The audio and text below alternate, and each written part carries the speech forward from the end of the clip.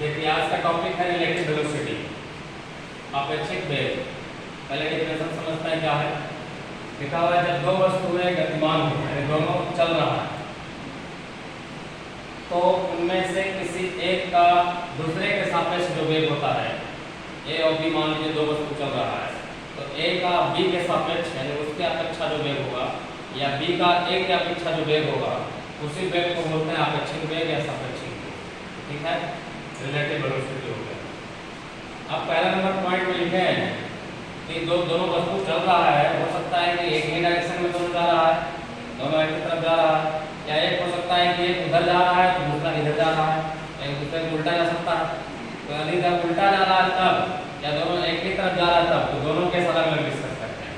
तो पहला पॉइंट में लिखे हैं कि यदि दोनों वस्तुएं ए और बी एक दूसरे के समानांतर एक ही दिशा में चल रहा है, जैसे फोटो बनाया मैंने, मान लीजिए ए है ये बी है, और दोनों एक ही दिशा में उधर की तरफ जा रहा है समानांतर एक दूसरे के, और दोनों का स्पीड, एक का स्पीड मान लीजिए वी, एक का वी, यानी एक का स्पीड को वी मान लीजिए, इसके वेग को मान लीजिए वी, दोनों का वेलोसिटी दिया हुआ है।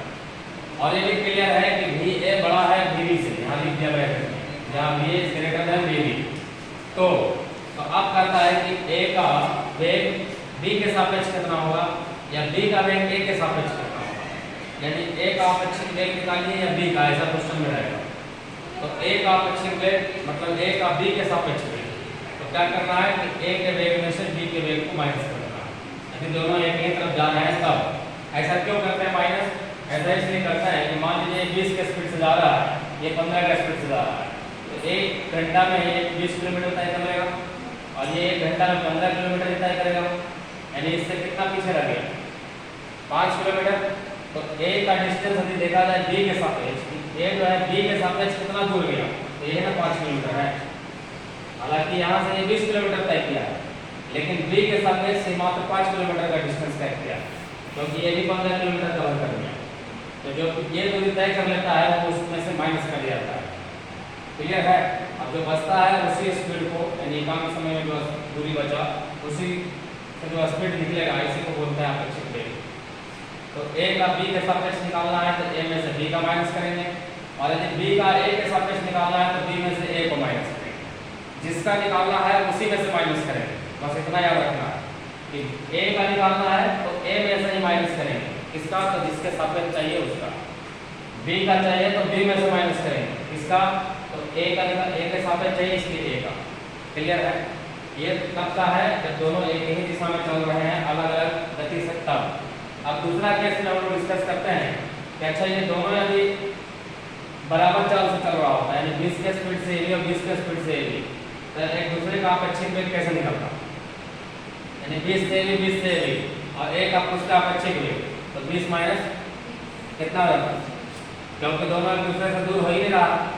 20 किलोमीटर यदि चलेगा तो 20 किलोमीटर भी चल जाएगा, अभी भी दोनों उतना ही दूरी पर रहेगा एक दूसरे से, है ना?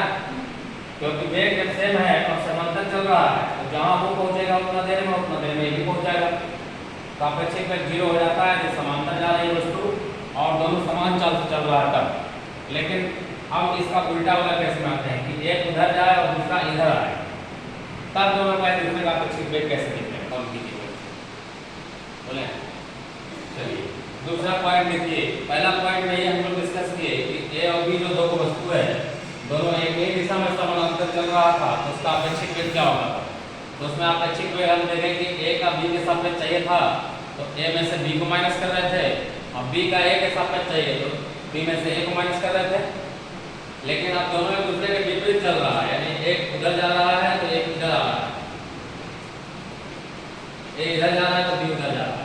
अब सपोज कीजिए 10 के स्पीड से जा रहा है और 5 के स्पीड से, तो ये 1 सेकेंड में यानी 10 मीटर प्रति सेकेंड से, तो ये 1 सेकेंड में 10 मीटर का दूरी तय करेगा।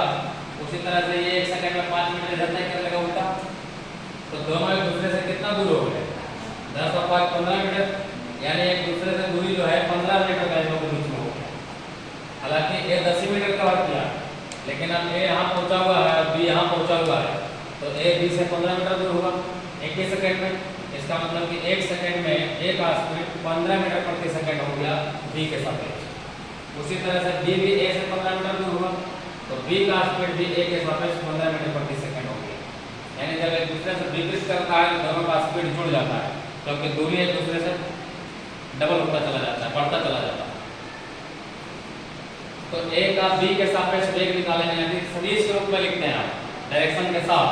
तो पहले ए का निकाल रहा है तो ए का वेग यानी भी ए, और उसमें से प्लस करने का बी का वेग, लेकिन चूंकि ये उल्टा डायरेक्शन में जा रहा है इसलिए इसका वेग माइनस में लिखाएगा, सदिश के रूप में लिखना है तब।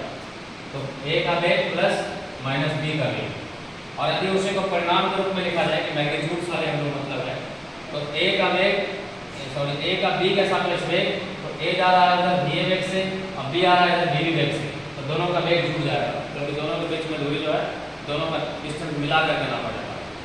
उसी तरह बी का ए के सापेक्ष, तो बी के वेग में ए का वेग जोड़ दीजिए, यानी बी का और ए का वेग जब एक दूसरे के विपरीत चलता है समांतर दिशा में तो बराबर होता है, लेकिन जब समांतर दिशा में चल रहा था तो ए का चाहिए तो ए में से बी को माइनस कर रहे थे, और बी का चाहिए तो बी में से ए को माइनस कर रहे थे। क्लियर है, याद रहेगा। तो मोटा मोटी यही याद रखना है कि दोनों यदि एक ही डायरेक्शन में चल रहा है तो इसके वेग में से इसके वेग को माइनस करेंगे, और दोनों एक दूसरे के विपरीत चल रहा है तो एक दोनों के वेग को प्लस कर देना। क्लियर है, इससे दोनों वेक्टर बनेगा।